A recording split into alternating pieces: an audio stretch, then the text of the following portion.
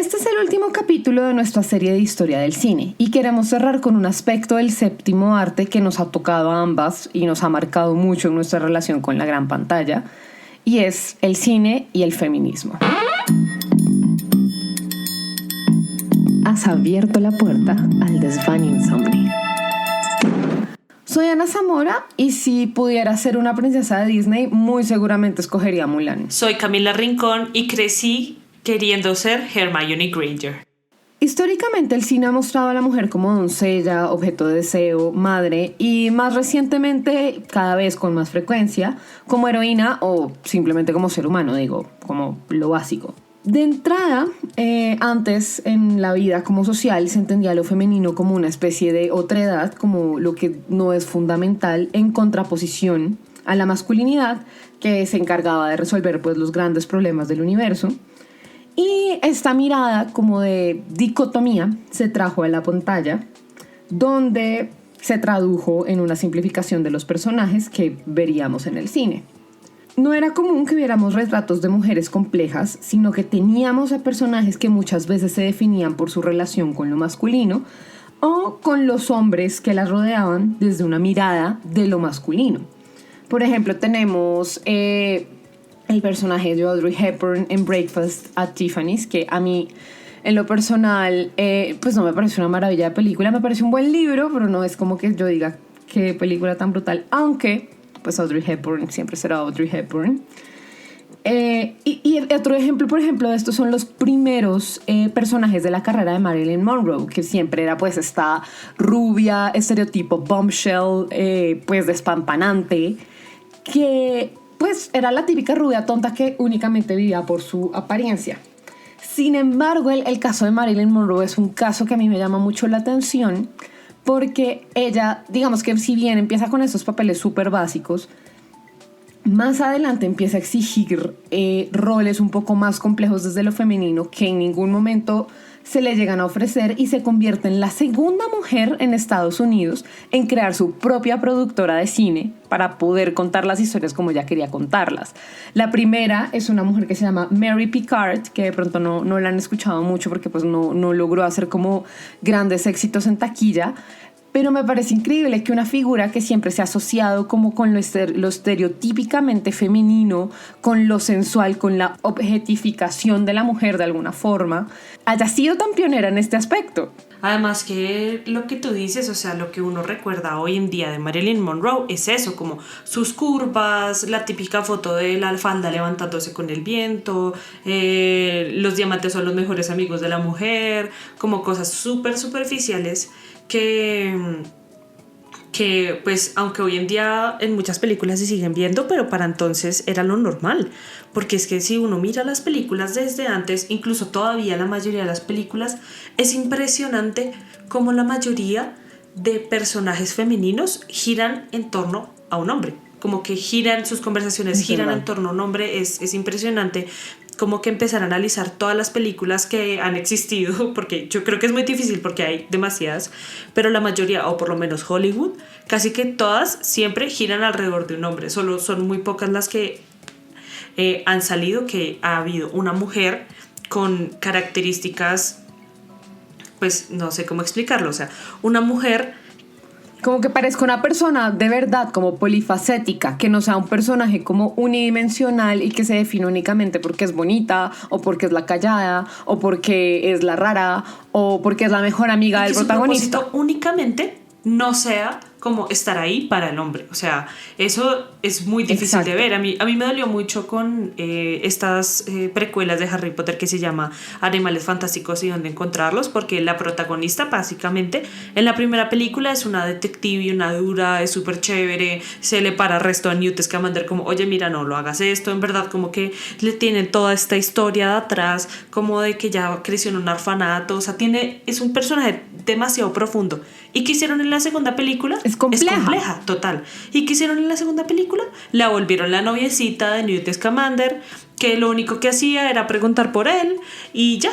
De verdad, eso fue lo único que hizo en la segunda película. Entonces a mí sinceramente me decepcionó un montón como en pleno siglo XXI desarrollen un personaje que en la primera película nos mostraron ser súper complejo y que tiene verdaderos sentimientos y que tiene verdaderas metas en la vida, a que en la segunda película sea la noviecita de Newt Scamander. Claro, y no faltará el que diga, no, lo que pasa es que esa película está basada en 1920 y pico, donde las mujeres eran diferentes y no sé qué, y la. Yo digo, hombre, no, o sea, las mujeres nunca hemos sido como se nos representa en la pantalla. Las mujeres siempre hemos sido personas como más complejas, como que tenemos distintas perspectivas de las cosas. No estamos, o sea, es imposible.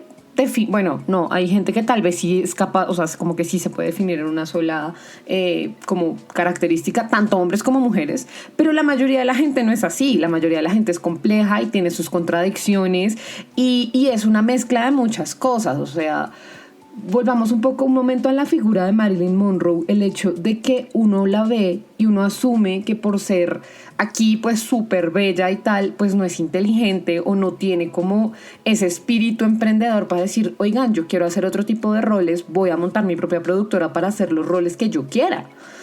Entonces yo pienso que es un tema también de no saber traducir y de no saber construir los personajes, porque es que realmente nadie es como los personajes, o sea, salvo como personas muy básicas, pero la mayoría de la gente no es como esos personajes unidimensionales que nos quieren vender en muchas películas. Totalmente, y es que es impresionante cómo esto lo hacen, es casi que siempre con la mujer. A mí me pareció muy interesante que en estos días o sea, yo me la paso en TikTok y en estos días justamente como hace como 2 semanas me salió un video que muestra la diferencia entre el female gaze, como la mirada de la mujer en el cine, a la mirada del hombre en el cine. Entonces, ¿qué es esto? Como la mirada del hombre director en el cine y la mirada de la mujer directora en el cine. Entonces, es impresionante cómo ponen películas dirigidas por hombres y por mujeres y las comparan, y los personajes de mujeres cambian radicalmente. Y es esto justo lo que dice Ana, porque las mujeres ya dejan de, o sea, las mujeres que son directoras y escritoras de estas historias, dejan de mostrar a las mujeres como este personaje unidimensional que no hace nada prácticamente, que solo vive en cuestión del hombre, que solo es o la triste, o la tímida, o la que es perra, o la que, o sea, cualquier cosa.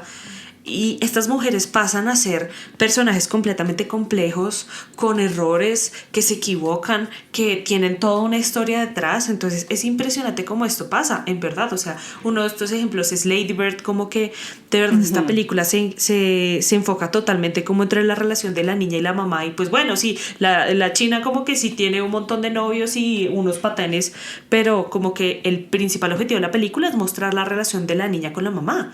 Normalmente una película se hubiera dirigido por hombres, hubiera sido como totalmente dirigida, como la china tiene problemas con sus novios. Con sus novios, exacto. Digamos que hay, por ejemplo, varias películas que manejan un enfoque similar, donde el enfoque es básicamente las relaciones entre mujeres, pero no me refiero como a relaciones como lésbicas ni nada, sino como de amigas, o sea, relaciones no románticas entre mujeres, e incluso de las mujeres con el mismo mundo. A mí hay una que me gusta mucho, que es con Susan Sarandon, que se llama Tomates Verdes Fritos, que es una típica película que ustedes dicen, o sea, la estética es muy como película para mamá, pero créanme que es una peliculaza. No se las voy a spoilear, véansela, me pareció espectacular cuando la vi. Y también con Susan Sarandon la mítica Thelma y Louise, que básicamente prefieren morirse a volver a estar como subyugadas a la autoridad de otros maridos, padres, quienes sean. Entonces digo yo como que es posible contar estas historias y es posible contar las perspectivas femeninas. Lo que pasa es que hay muy pocas voces a las que se les da el espacio. Se cree que solamente el 4% del cine de Hollywood es dirigido por mujeres. Y únicamente el 20% del staff de detrás de cámara de las películas de Hollywood se calcula que son mujeres. Las nominaciones a los grandes premios como los Oscars, los Golden Globes, no reflejan ni siquiera esta proporcionalidad, porque es que realmente es un silenciamiento de las voces femeninas. Y esto no quiere decir pues que entonces hay un cine de hombres y un cine de mujeres. No, el cine es para todos. Y eso es una cosa que es importante destacar.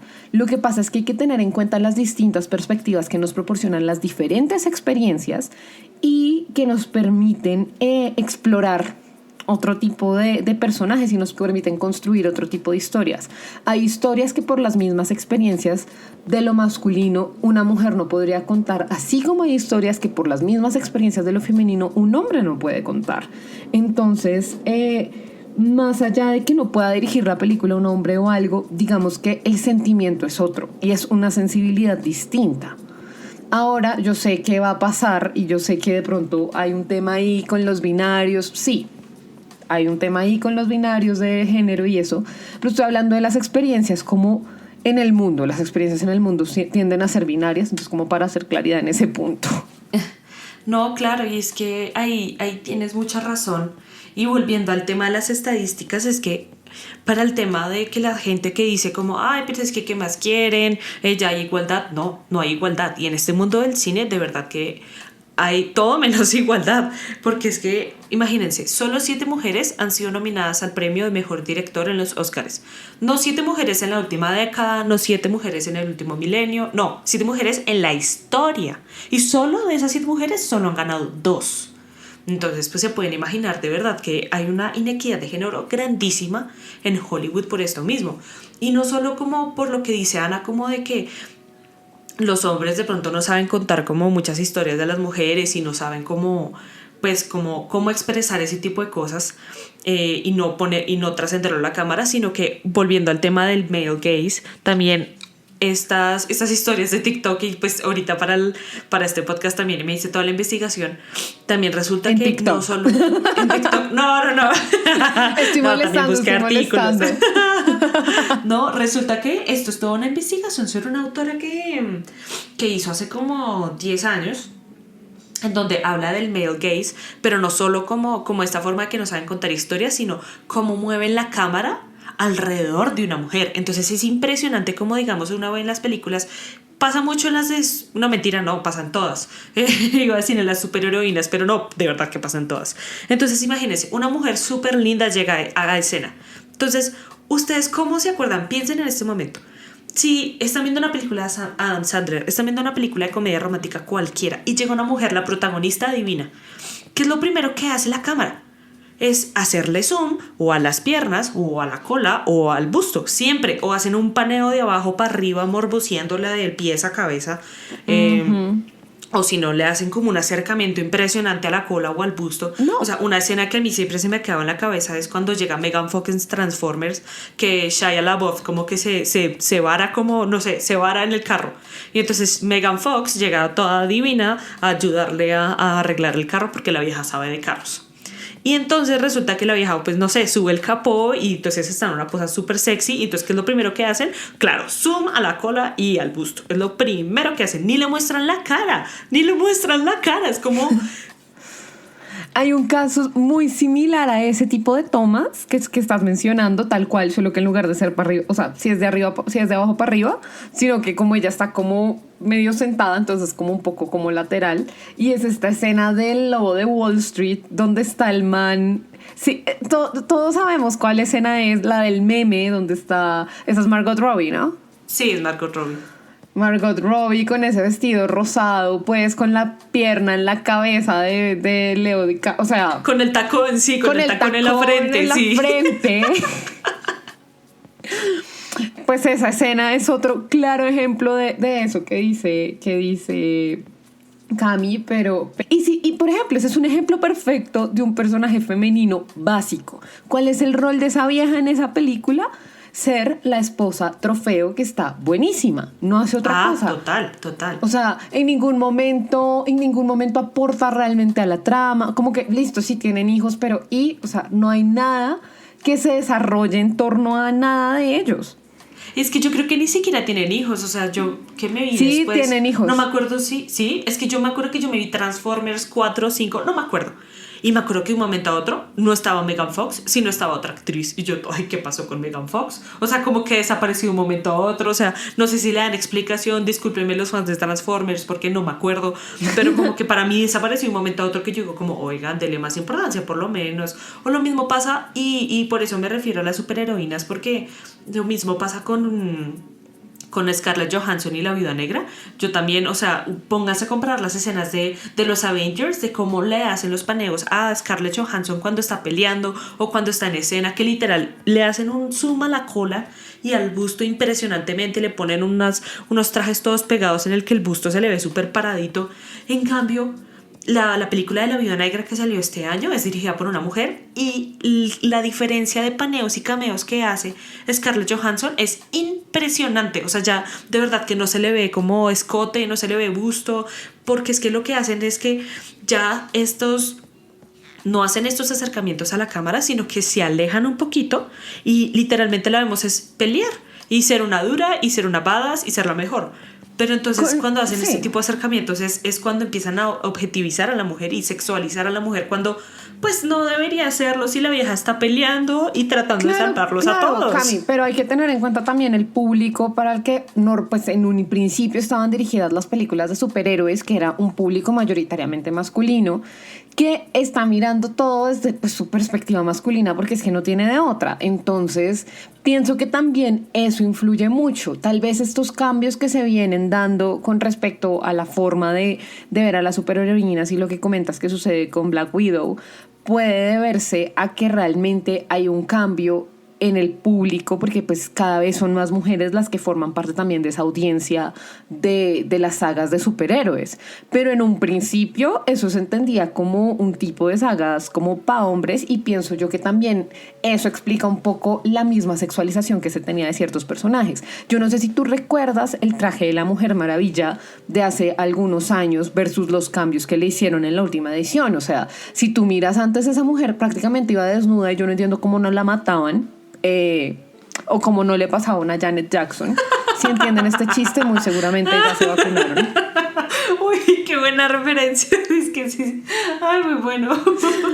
Sí, o sea, yo no entiendo cómo no le pasaba eso a la Mujer Maravilla, y ya ahorita pues que está más cubierta, pues realmente es una ropa como más preparada para el combate. Es que si tú vas a pelear con alguien, pues ¿sabes? Como que quieres algo que te proteja de alguna forma. Al menos yo lo querría. Sí, o sea, es que si tú estás peleando con alguien y no tienes armadura como en tu parte del abdomen, pues ¿qué quieres que pase? O sea, pues te vas a morir. O sea, bye, un placer conocerte, gorda, pero hasta ahí llegaste, ya valiste. Total. Y eso que también han criticado mucho, porque hasta hace poco también no estoy muy segura cuál es la cronología del lanzamiento de las películas. No me acuerdo si salió primero la Liga de la Justicia o salió primero la película de la Mujer Maravilla, no estoy muy segura. Pero la película de la Liga de la Justicia fue dirigida, oh sorpresa, por un hombre.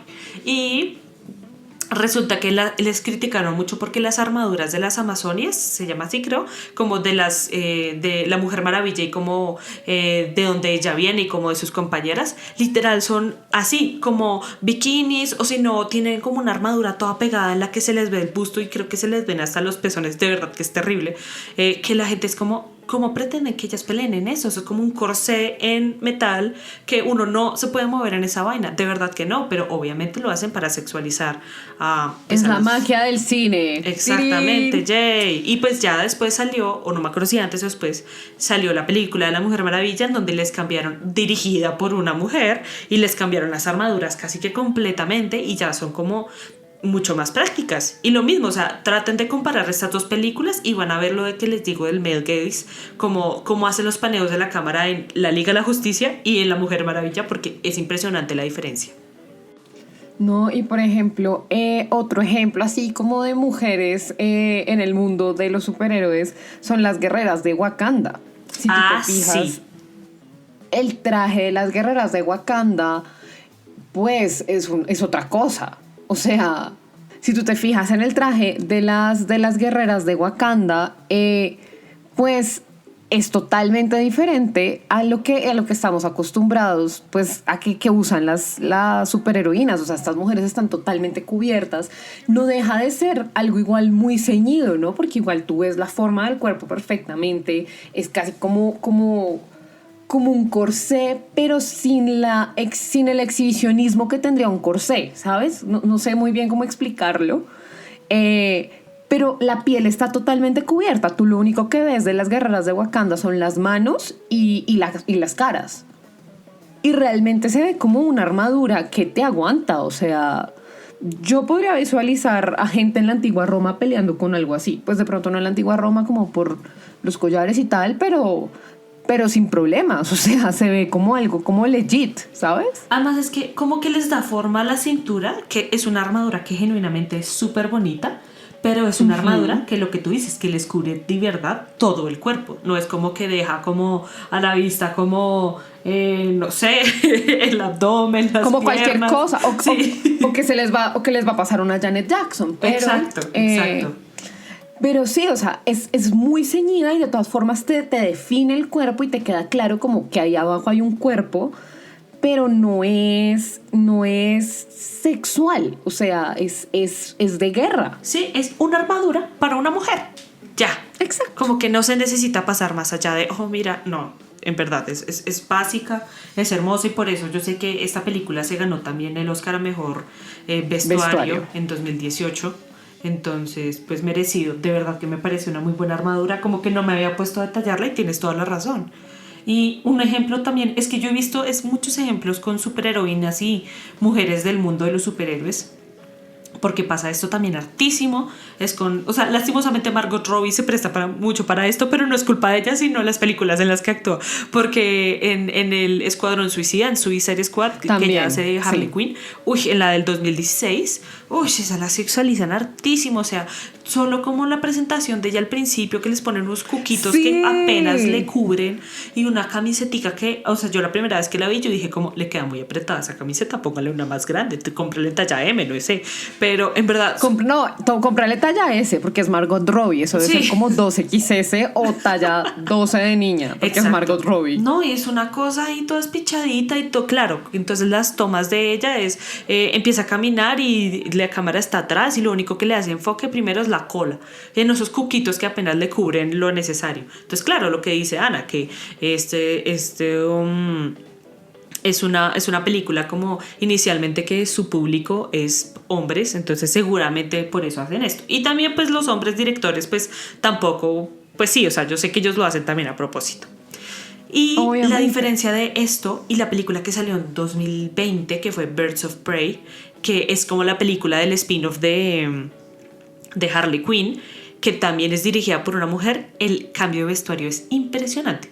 Usa una camiseta ya, creo que talla M, porque le queda grande, le queda un poquito grande, usa, en vez de unos cucos, usa como unos shorts que ya le llegan como hasta la pierna, no a la cola, sino a la pierna, y ya como que las escenas es ella peleando y no se le enfocan en ningún momento en la cola, ni en el busto, ni en la cara, ni en su cuerpo, sino es ella, y la historia de ella, y no me la he visto, pero yo sé que la historia es sobre cómo ella como que decide que ya no quiere estar con el Joker y como que quiere liberarse como de eso y utiliza eso como para vengarse de los hombres como con un grupo de mujeres. Entonces me parece demasiado increíble porque de verdad pasa de un personaje que es casi que 100% sexualizado en toda su aparición de la película a uno que de verdad pues tiene mucha más complejidad y pues no la sexualizan tanto como en la otra película, porque es que en verdad es tenaz.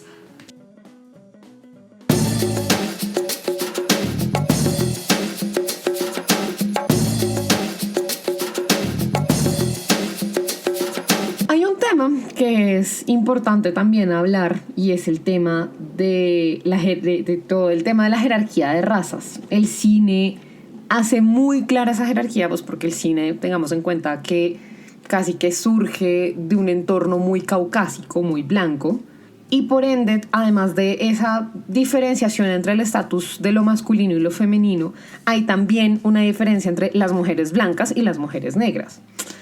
Es importante tener en cuenta la influencia que ejercen estas representaciones en la complejidad de la feminidad racial, porque es que no se trata solamente de ofrecer diversidad en la representación, sino también de abrir espacios críticos de problematización de la identidad. O sea, pensemos, por ejemplo, géneros cinematográficos como el Blaxploitation. Sexploitation, me fui por otro lado. Sí. Yo, wow. Pero no, es que no vamos a hablar de cine erótico, pero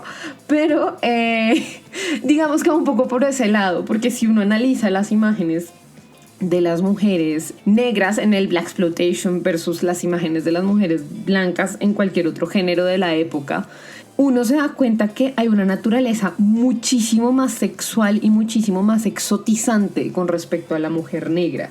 O sea, un poco este sentido de la otredad que hablábamos al principio, pues nada, esto se ve como súper magnificado con respecto a las mujeres negras.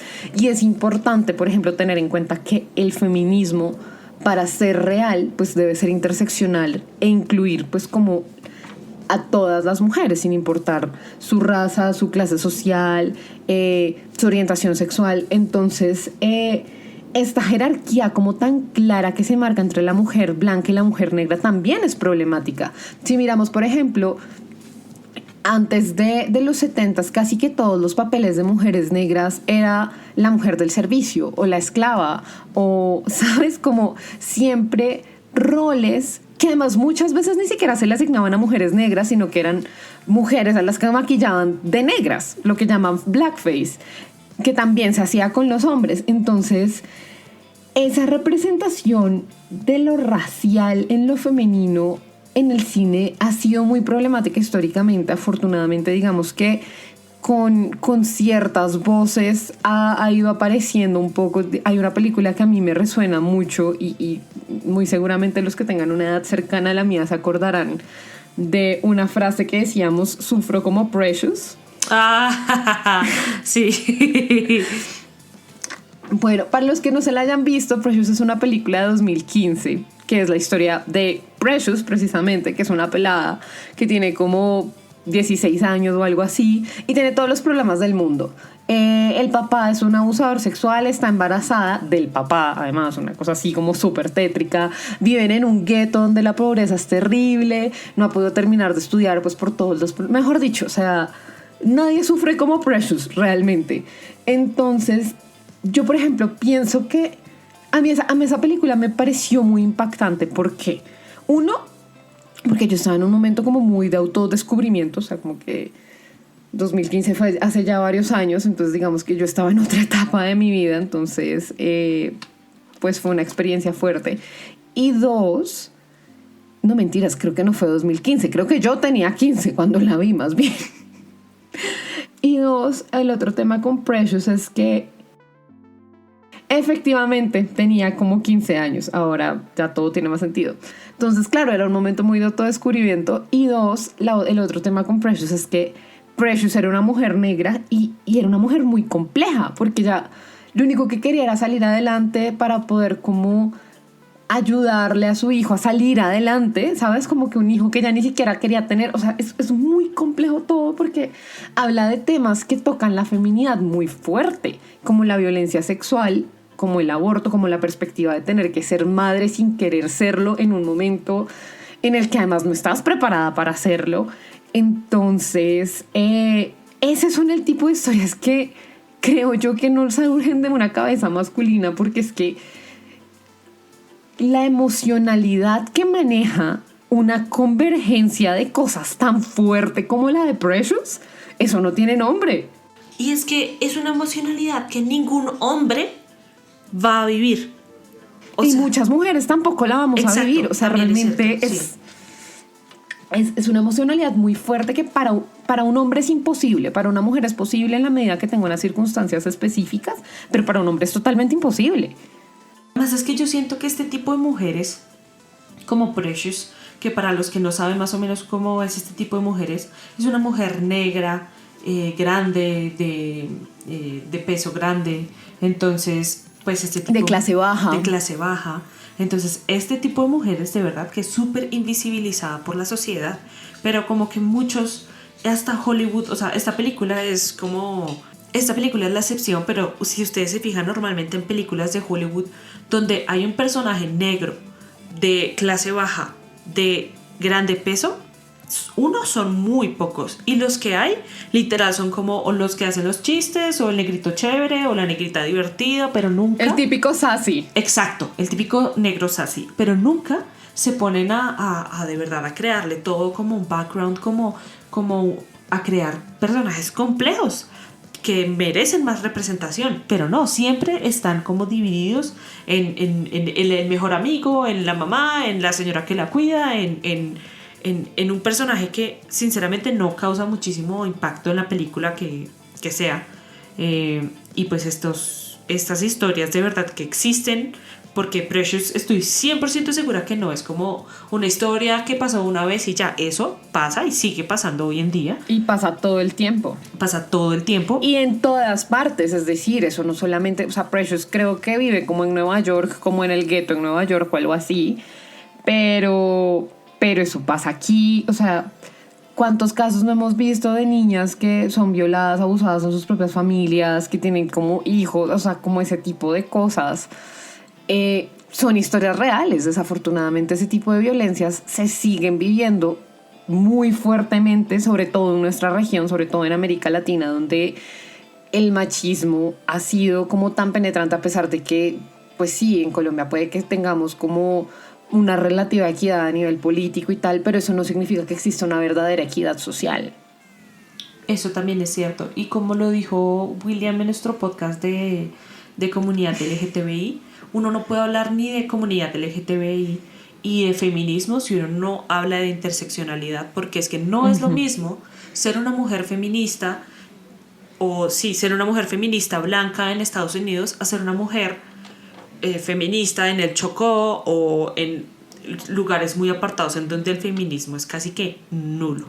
Entonces, no, o donde hay necesidades diferentes. A veces yo pienso que ni siquiera es como feminismo, porque muchas veces la gente simplemente está como reivindicando una igualdad, sí, derechos sin saber humanos. tal vez, exacto, sin tal vez saber pues que eso se llama feminismo y que hay toda una teoría y tal, sino que es simplemente el derecho de exigir una vida digna y de exigir una igualdad con respecto al otro, que veo que está en una condición mejor que la mía y que a mí no me quieren ayudar, o que las cosas se han puesto un poco en mi contra. Entonces como que ese tipo de reclamos muchas veces obedecen también a las necesidades, porque es que, por ejemplo, las necesidades que podemos tener tú y yo, que vivimos en una ciudad que somos privilegiadas en muchos sentidos, pues no son las mismas que puede tener una mujer en el Chocó o en el Valle del Cauca o en Panamá, ¿sabes? Como que son necesidades y son perspectivas de la vida muy distintas, aunque seamos del mismo continente y aunque de alguna forma tengamos una cultura en común, por decirlo de una forma así como a grosso modo, pero realmente es importante tener en cuenta que esto va mucho más allá de la representación. Es decir, el cine nos puede mostrar ciertas caras, nos puede mostrar ciertas historias, y es importante que lo haga porque a partir de esas historias empiezan a generar conversaciones. Pero tampoco podemos quedarnos solamente con ese pedazo de la historia. Es decir, detrás de cada historia que nos cuentan hay 1.000.000 más que no vemos. Y no se trata tampoco de conocerlas todas, porque tal vez no nos da la vida, ¿no? Pero es importante tener en cuenta que cada una de esas historias es importante para la persona que la vive y tiene sus particularidades y tiene sus reclamos válidos desde su punto de vista. Entonces, pienso yo que es importante que logremos que el cine se convierta como en esa herramienta para empezar a generar el diálogo.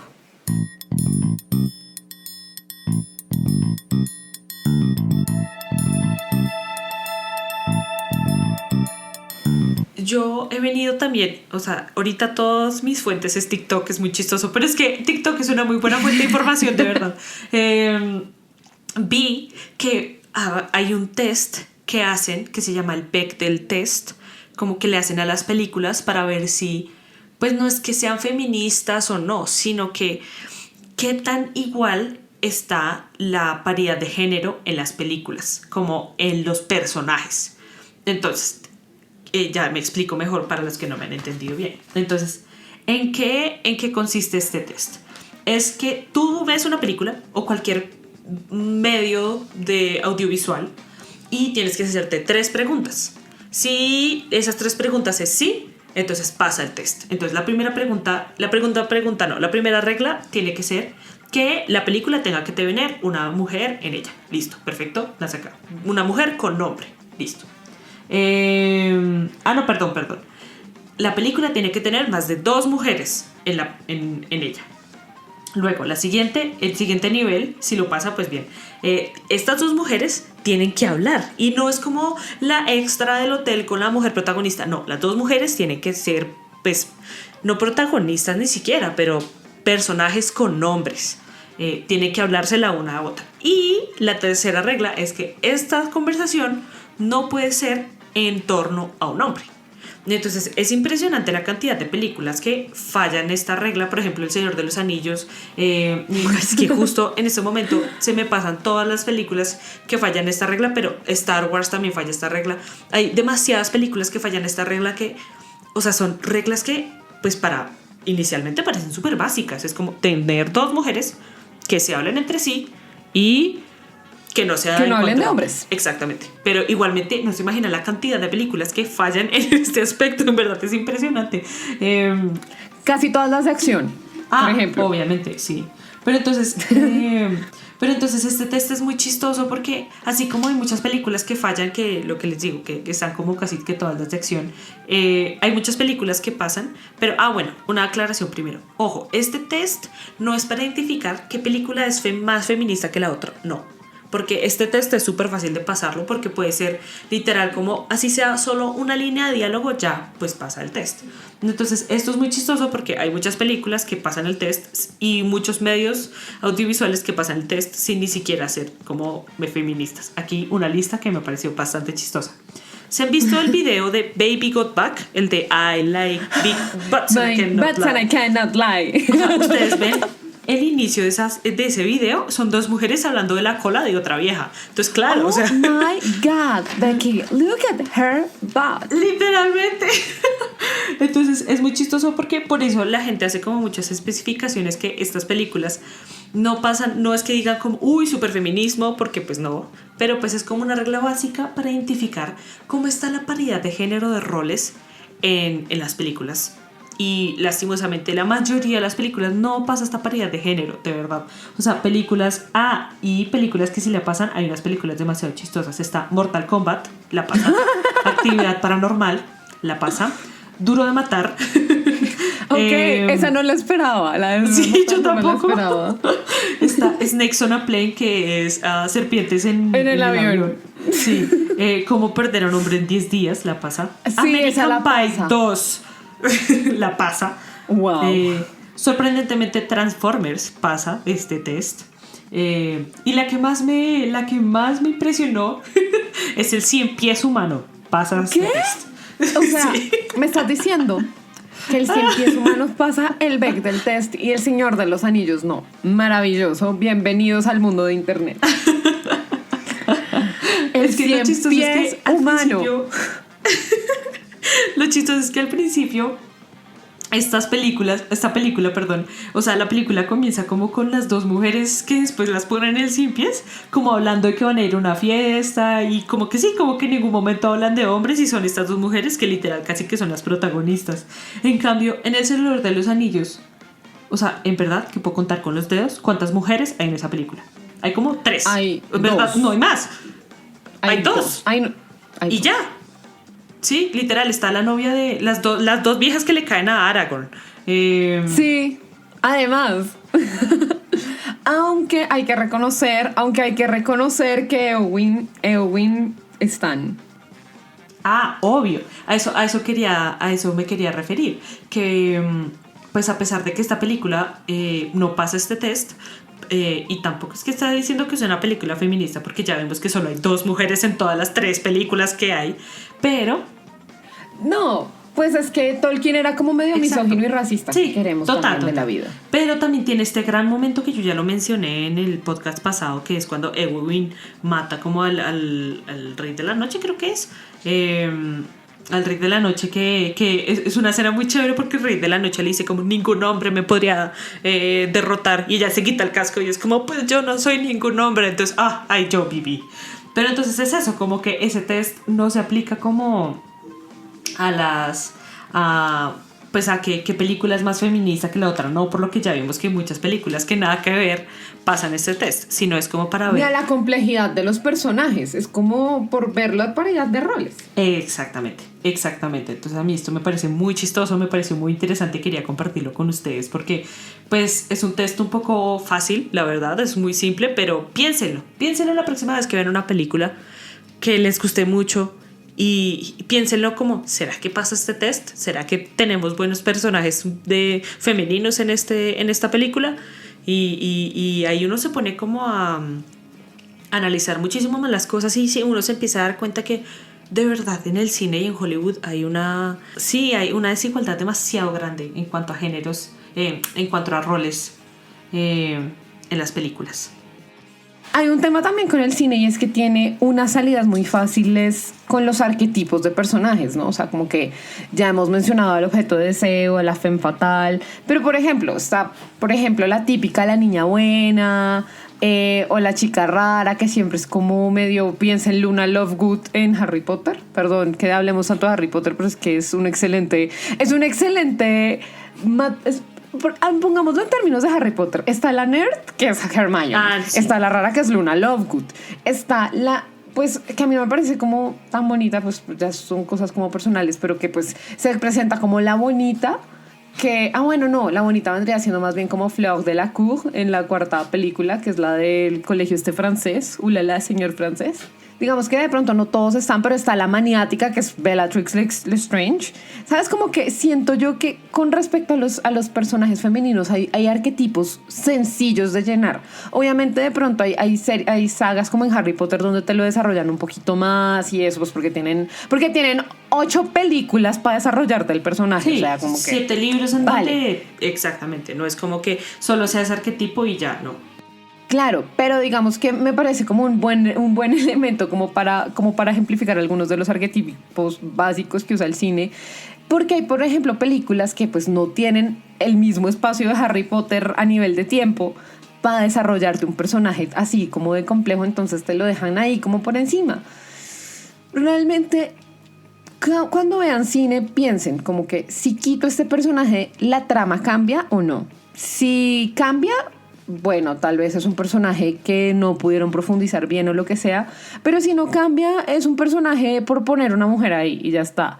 O es un objeto simplemente de deseo. Entonces, como que es divertido empezar a hacer esos análisis y cómo empezar a cuestionarse qué tipo de cine estoy consumiendo. Además, es que algo que me parece muy triste es que esto pasa siempre, más que todo, es en las películas para adolescentes, como en las que se llaman en inglés Coming of Age Movies, porque literal, o sea, si cuando uno está en la adolescencia en el colegio, si los arquetipos en sí a uno en la vida real no le afectan, pues que es muy difícil porque realmente pues en el colegio pasa mucho esto, pero en las películas de adolescentes pasa muchísimo más. Y un ejemplo de esto grandísimo es Mean Girls, que yo amo esa película, en verdad, casi que es mi película favorita. Con la vida, es lo máximo. Es mi película favorita, en verdad. Pero pues si uno se pone a darse cuenta como quiénes son las mujeres de Mean Girls, entonces está Regina George, que es como la mala, sí, como la villana, la mala. La Mean Girl, literal. Está Karen Smith, que es la boba, la mona boba, buenona. Está Gretchen Wieners, que la vieja es la chismosa. Está Katie Heron, que es la protagonista, que es la niña buena, que vienen y la corrompen. Está Janice Ian, que es como pues la rudota, que no se deja de nadie. Entonces si se dan cuenta pues y se ponen a analizar casi que todas las películas de adolescentes que están en el colegio. Sin embargo, a mí con Mean Girls hay una cosa que quiero destacar. Mean Girls es una película que creo que la escribió Amy Poehler. Tina Fey. O Tina Fey. Eso te iba a decir, o Amy Poehler o Tina Fey. Sí, Tina Fey, sí. O Amy Poehler o Tina Fey. Y Amy Poehler sale y Tina Fey también sale. Amy Poehler es la mamá de Regina George, que además es como la típica soccer mom, pero recargada y con botox. Y Tina Fey es como el personaje más relatable de la película, si me lo preguntan a mí. O sea, Tina Fey en esa película soy yo a mis 26. Entonces, sí. Entonces, un personaje como el de Tina Fey, realmente siento yo como personaje, que es el único como rescatable de esa película, en lo que se refiere a personajes femeninos, porque, o sea, realmente es compleja. La vieja tiene 2 trabajos, tiene un montón de problemas, como que, ¿sabes? Sientes tú que sí tiene una complejidad en su vida. Sí, lo cierto. que pasa es que, pues, no te la desarrollan porque ella no es la protagonista, pero pues en algunos momentos te dejan que la vieja se está divorciando, que tiene problemas económicos, además tiene la desgracia de tener mal gusto, entonces la gente le hace bullying por eso. ¿Sabes? Como que hay muchos factores que hacen de Tina Fey, del personaje de Tina Fey, que es Miss Norbury, ahora me acuerdo, Miss Norbury, que que sea como tan relate, como tan cercano y como que uno se pueda realmente identificar con ese personaje, porque todos hemos sido el underdog, como el desvalido en algún momento.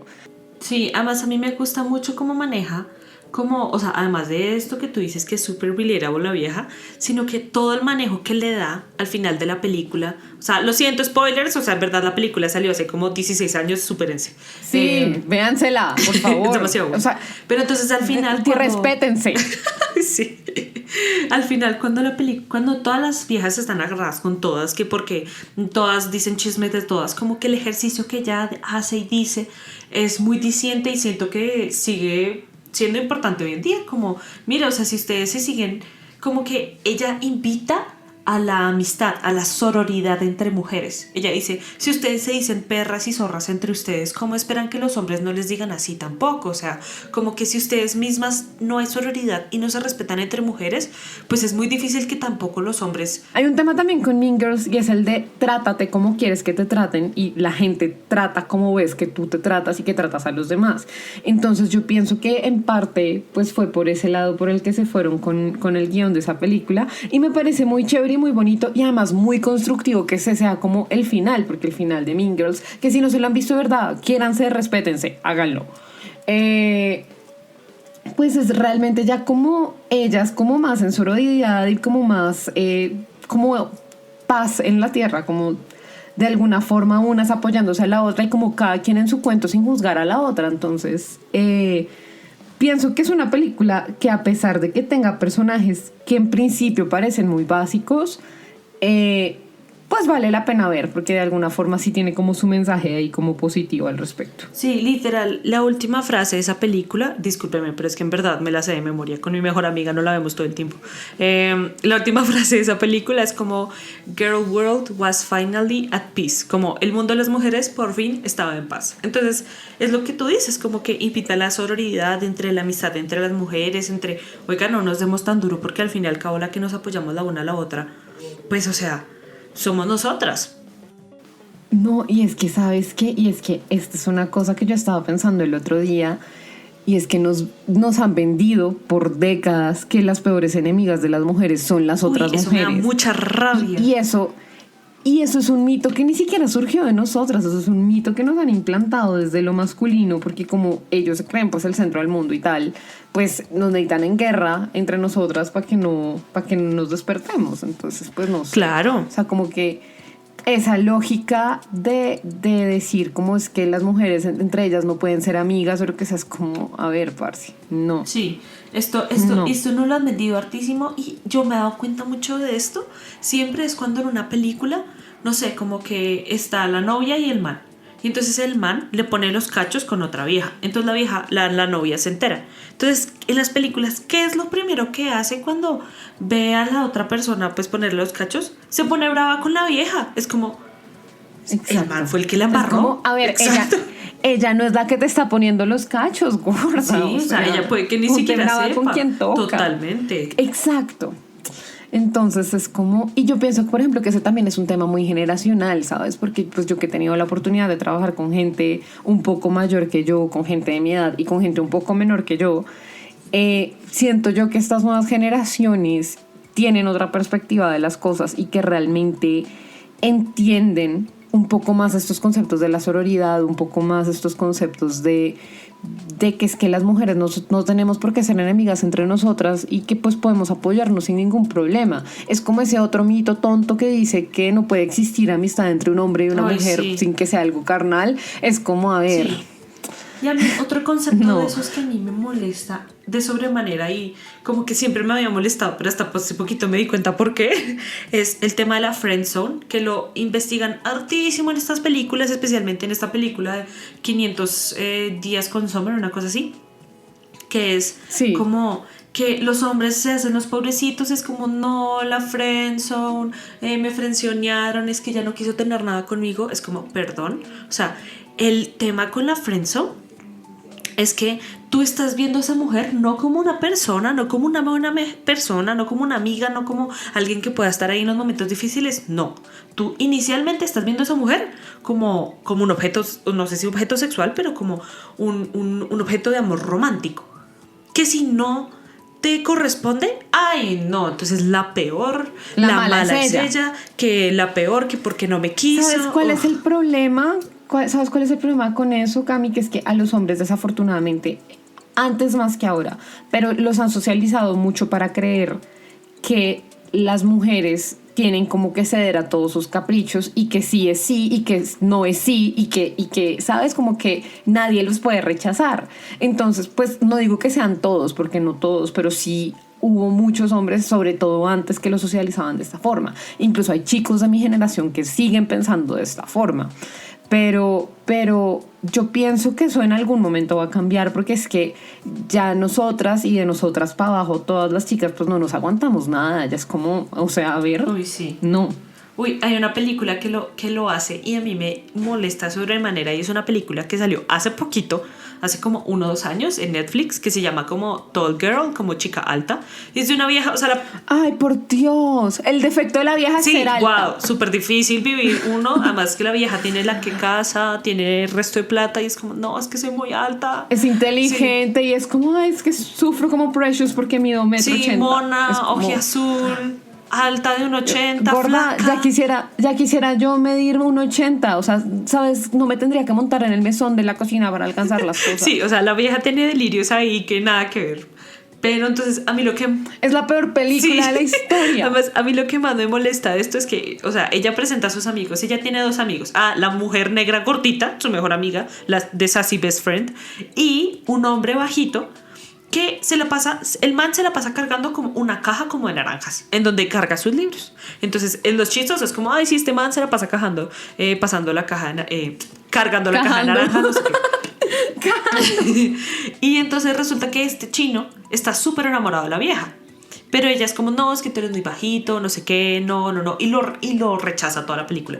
Y después, bueno, por ser bajito. O sea, ni siquiera por algo que valga la pena, sino por ser Entonces, bajito. bueno, la premisa de la película es que llega un nuevo estudiante de intercambio, que es como de Suecia, que es de la misma estatura de esta vieja.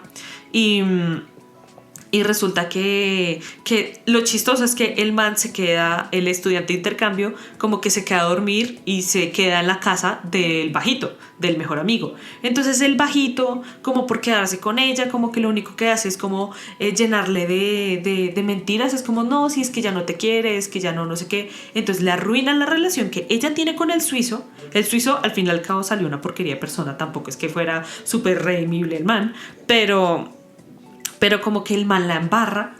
E igualmente al final, el final de la película es que ella se da cuenta que su mejor amigo siempre estuvo ahí para ella y que es el hombre indicado para ella.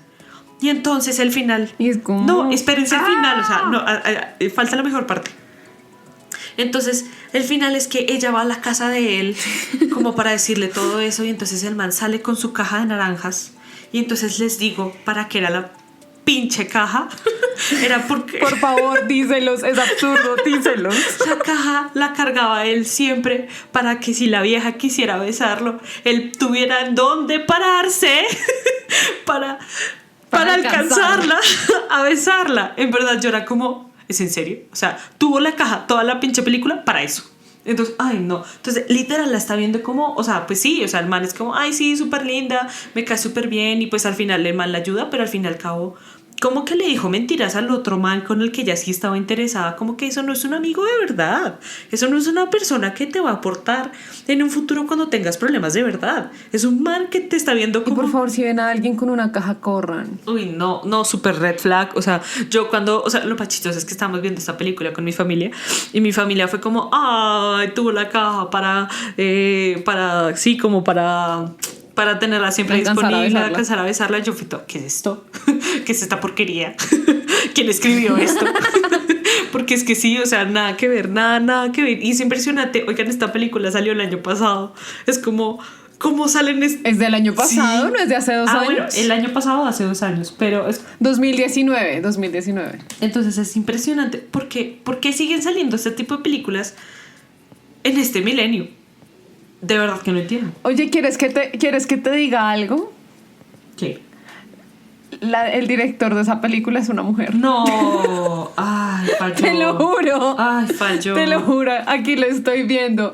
Se llama, no sé cómo se pronuncia, me perdonarán si lo pronuncio mal, pero es que no sé esto cómo se lee. Se llama Insignia Stewart. Bueno, este es un caso de que no todas las mujeres pues saben cómo es la cosa de verdad. No todas las mujeres No, y responden, no, y también responden como a lo que les pide el medio. Digo, finalmente, esta es una película de Netflix. O sea, que Netflix, aunque hay una de Netflix que no sé, o sea, como que siento que igual el feminismo lo usaron un poco como táctica, mercadotécnica, pero tiene algo que la película se llama Moxie, no sé si la hayas visto.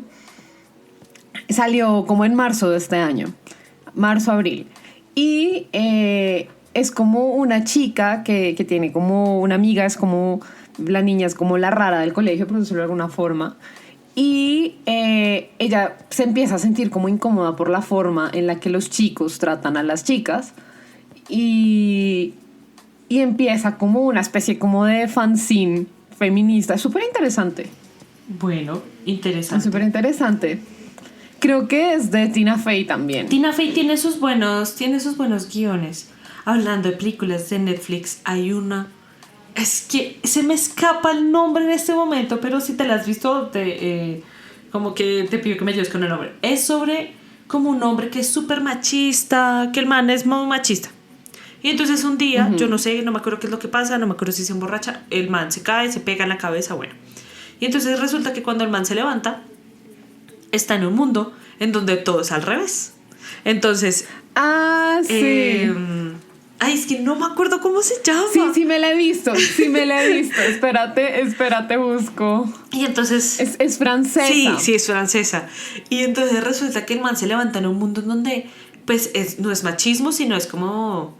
Ay, no me acuerdo. Embrismo, exacto. Entonces, en donde ellos son los que se tienen que poner falditas así todas corticas, las mujeres son las que... Ellos son los que tienen, sí, se llama No soy un hombre fácil. Eso, no soy un hombre fácil. O sea, literal, como donde las mujeres son las que mandan, las que los recogen, ellos son las secretarias prácticamente. O sea, él llega como, le toca trabajar como secretario en donde una mujer que es súper hembrista y es muy chistosa porque la vieja como que lo utiliza resto y él se siente súper mal. Es como, y lo coge de juguete sexual. Literalmente. Y es como, por favor, ponte falditas más pequeñitas porque es que necesito verte tus piernas. Así, literal. Entonces... Así. Es impresionante cómo pues uno se da cuenta que cómo mal está la sociedad porque cambia absolutamente todo. O sea, solo con el man salir a la calle y ver como los billboards donde hay solo modelos hombres como casi que en ropa interior siempre. Hoy en día pues obviamente es diferente porque aquí siempre uno sale a ver los billboards y siempre son mujeres en ropa interior. Allá es completamente diferente. Entonces esta película es muy buena para poner en perspectiva los roles que tenemos hoy en la sociedad y es demasiado chistosa. Yo no me acordaba de esa película y me acuerdo cuando la vi, me pareció maravillosa, pero no me acordaba.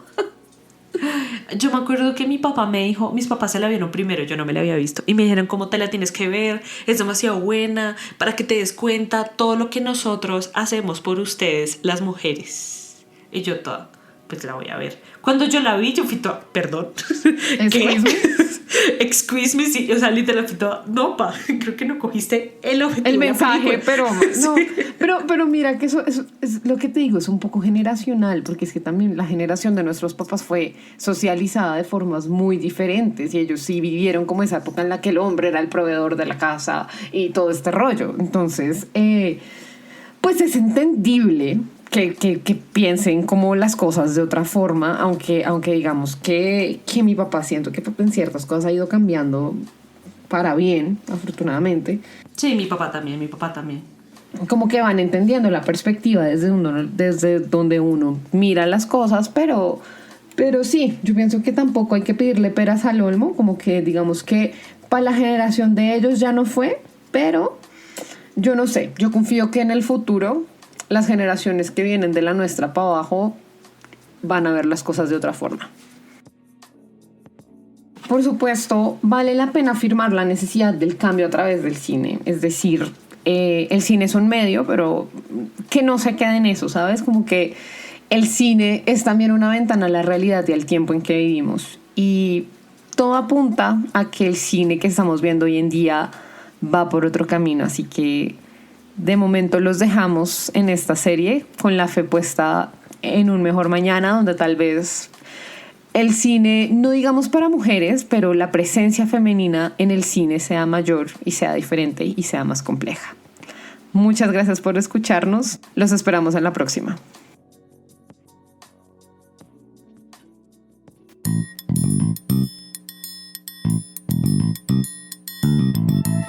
Si te gustó este episodio, compártelo con tus amigos para ayudarnos a seguir creciendo. Para estar al tanto de cada uno de nuestros nuevos lanzamientos o contarnos de qué temas te gustaría que habláramos, búscanos en Twitter, Facebook e Instagram como Desván Insomni. Vamos a tener nuevas noticias, vamos a estar anunciando nuevas sorpresas que se vienen con el podcast, así que conéctense con nosotros, vale la pena. Adiós.